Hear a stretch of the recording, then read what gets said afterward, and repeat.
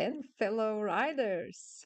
Have you ever had a horse out on a large pasture that is difficult to catch and you wonder how to catch the horse? Because the horse needs to leave the pasture and go home. Yes, we do too, because that's the exact scenario we have going on our farm right now. Because this summer we've had about 30 horses here on summer pasture, and one of them is hard to catch. And in addition, I think he has had a traumatic experience while being caught. So the last time he was on pasture, which was not at our place but at some other place, the way they then solved it was to force him into a corner and in that way manage to catch him, which has made him very reluctant to be caught. Because if you force a horse into a corner and you have multiple people surrounding it with no way out and you physically like force the horse to be caught, they might, end up being caught, but it's going to make them even more difficult to catch later on. Yes, but our owner let us know about this, luckily, so that we are a little bit prepared because he's leaving this weekend, and I thought we should have this solved by Friday. Yes.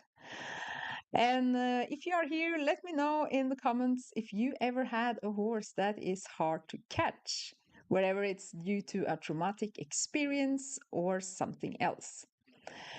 And at least what I found is that when we try to catch horses, we tend to do the exact opposite of what's beneficial.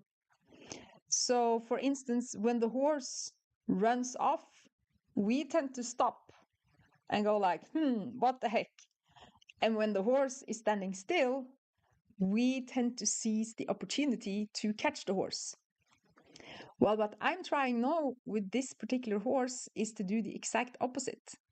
So when he runs off or walks off and moves away, I move and follow him. And when he stops, I'm stopping and even stepping backwards. And this method is called the approach and retreat. Yes, and you might have heard of it and wonder how to exactly do this while catching a horse.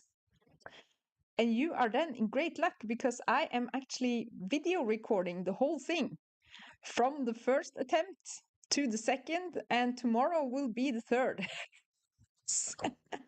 So you can follow this process and see how it goes. And so far, it's been going really good because the first day, all I did was teaching him, the horse, the approach and retreat method. Yes, so every time he walked off, I also started walking and following him. And every time he stopped, I stopped. And eventually I was able to approach him and he would sniff my hand and I could, in a way, touch his muscle. And that's when I retreated for good. Like then I just left. And when I left, he was like looking at me like, what?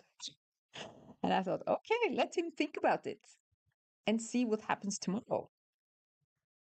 And then the next day, I tried again. And now it was much easier to approach him. But once I took the halter out to put it on his head, he wouldn't have it. So he just left again. So then I did the same approach and retreat method with the halter. Yes. And now it's going to be fun to see if I'm able to put the halter on, tomorrow or the day after, so that he is actually able to be caught when he's then leaving home after being here on summer pasture. And I've also had many people suggesting me to use carrots. Like, yeah, why don't you use treats and just catch him with some treats? Give him a carrot, and this is not going to be any problem. And I have never seen a carrot solving a catching problem in my life. But I've seen horses take the carrot and then run off, which in a way reinforce doesn't teach them to be caught by just giving them some treats. I think the best way to approach this is to give the horse a choice so that he doesn't feel trapped, and communicate with them in a way that they actually understand. And horses understand approach and retreat very well. The difficult part is to do it ourselves and not do exactly opposite. Yes, because he also has a tendency to step backwards. He wants to back out of stuff. And then I felt my tendency to just stand there while he was backing.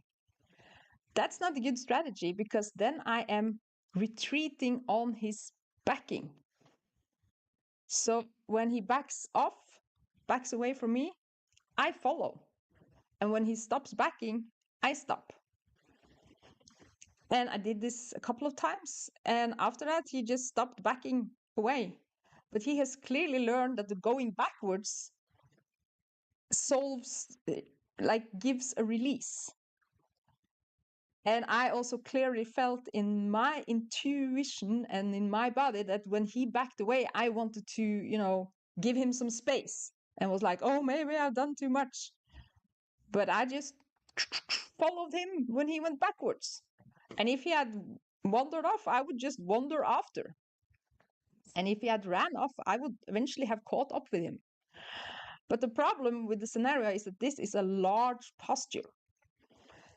But I would not give up. And I think that's one of the benefits of being human. We can kind of calculate the shortest path to something. So even though a horse runs a long way, we will eventually catch up with them just by walking the shortest distance between us and the horse. But that could have taken hours. But he didn't run off. He just walked off, and I did the approach and retreat. And so far, so good. And if you want to watch the full video series of this, the first part is now available on Instagram. And we have videoed the second part, which will be available tomorrow. And hopefully the third part will be available on Friday, where we then, hopefully we'll be able to catch him if he wants to be caught. Because if he doesn't want to be caught, I can't catch him. But I can be persistent in using the same approach and retreat method, and it will eventually work. But if it will work before Friday, I cannot guarantee that. But it's been fun to see his progress so far. And even though a horse is easy to catch, the horse might not know how to be caught. And in this case, he obviously doesn't know to be caught and is difficult to catch. But some horses, even though they are easy to catch, they don't really know, how to choose to be caught. And I think for us to be able to truly know that a horse can be caught no matter where or when, we need to use this method so that the horse chooses to be caught and understands that walking away isn't going to get them anywhere, and that stopping and waiting for us is what gives the release and us retreating. Yeah, that's the whole point. Do the exact opposite of what you intuitively want to do. When the horse stops, back away. When the horse walks off, follow. And just like that, they tend to understand that, okay, I have a choice, and eventually they choose to be caught, and they, in a way, catch us. Yes. And it's amazing how easily horses learn this, and how few equestrians know how to do it. Yes, so if you want to learn exactly how to do this with any horse, then watch the video series. It's on Instagram Reels and also on Facebook. And part 1 is out and rocking, and part 2 is available soon. Yes, so I hope to see you there. And thank you so much for joining this evening. And bye for now.